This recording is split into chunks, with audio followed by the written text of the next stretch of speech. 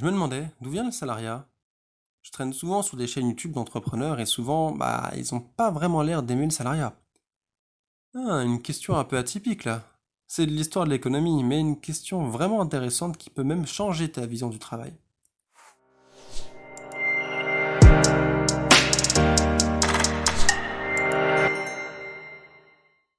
Salut, bienvenue sur Valentin Finance. Aujourd'hui, on va explorer les origines du salariat.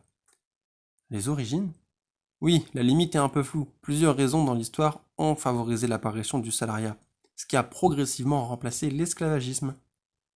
Tu vas un peu fort là, je me sens pas vraiment esclave après mon travail, je vais où je veux, dépense mon argent comme bon me semble. Oui, doucement, me fais pas dire ce que j'ai pas dit. Le salariat n'est pas de l'esclavagisme, hein. On va remonter un peu dans le temps. Au début du 19e siècle, aux États-Unis, beaucoup de canaux devaient être construits. Oui, si je me souviens bien, dans mes cours d'histoire, à cette époque-là, l'esclavagisme était encore légal aux États-Unis.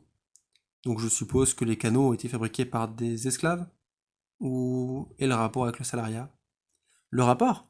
Il est que les canaux ont été construits par des salariés et non des esclaves. Comment ça? Pourquoi payer des gens si on a des esclaves? Tout simplement car construire des canaux est risqué. Et beaucoup de travailleurs meurent à cette tâche. Donc le fait d'avoir un salarié te permet de le remplacer du jour au lendemain si celui-ci meurt.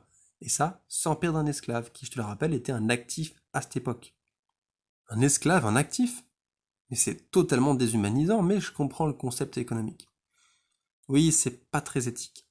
Celui qui possédait les esclaves préférait donc engager des ouvriers irlandais avec le salaire payé.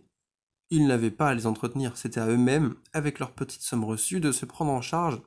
Pas besoin de les loger, ni de les nourrir, ils avaient juste assez pour subvenir à leurs besoins vitaux. Ça me fait penser à quelque chose, ça. Les personnes au SMIC peuvent uniquement subvenir à leurs besoins vitaux.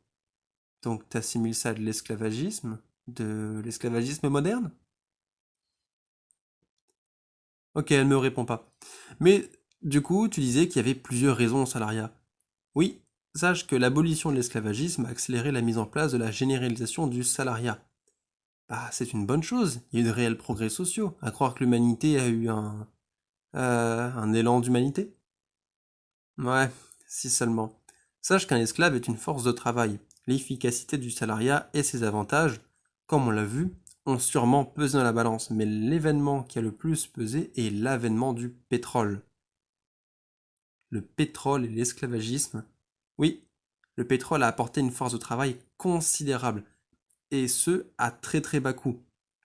Imagine une machine avec du pétrole qui peut faire le travail de 100 personnes, et pour le prix d'une demi-personne. As-tu toujours intérêt à avoir des esclaves? Car je te le rappelle, les esclaves sont là pour le travail manuel, qui requiert une force de travail, ce que la machine fait très bien. Mieux, moins cher et plus vite. Je t'invite à comparer les dates de l'avènement du pétrole et l'abolition de l'esclavagisme. Un véritable heureux hasard. C'est à la fois une bonne nouvelle pour l'humanité, mais une triste nouvelle pour notre humanité. C'est bien dit. Donc tu vois, avec une nécessité en force de travail physique décroissante, l'instauration du salariat était la seule chose à faire. Bon, en soi, le salariat, si je comprends bien, est la continuité de l'esclavagisme, sa forme moderne. Nous ne sommes plus les propriétés des entreprises, mais des outils interchangeables. Ouais, enfin, ok, cette idée peut se défendre pour un travail aliénant et mal payé. Mais que dire des médecins, des avocats? J'ai pas l'impression que ce soit des esclaves modernes. Eh bien, c'est une superbe question. De nos jours, pour parler de rémunération, on ne parle que du salaire, pour faire simple. Sauf qu'en vrai, un médecin ou un avocat, par exemple, eux, sont payés en honoraires et non en salaire.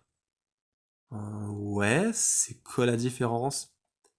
Le salaire est le prix payé pour accomplir une tâche donnée ou l'apport d'une force de travail sur une durée donnée, alors que l'honoraire est une compensation que vous donnez à une personne qui vous a rendu un service immense. Vous l'honorez. Un médecin qui vous sauve la vie, vous guérit, ou l'avocat qui protège tes droits, tout cela est considéré comme des actes avec une valeur inestimable. Donc, en échange, vous honorez cette personne. Ah ouais, c'est ça les fameux dépassements d'honoraires chez mon médecin. Moi aussi j'aimerais faire du dépassement de salaire. Sinon, tu penses qu'on peut s'affranchir du salariat à terme?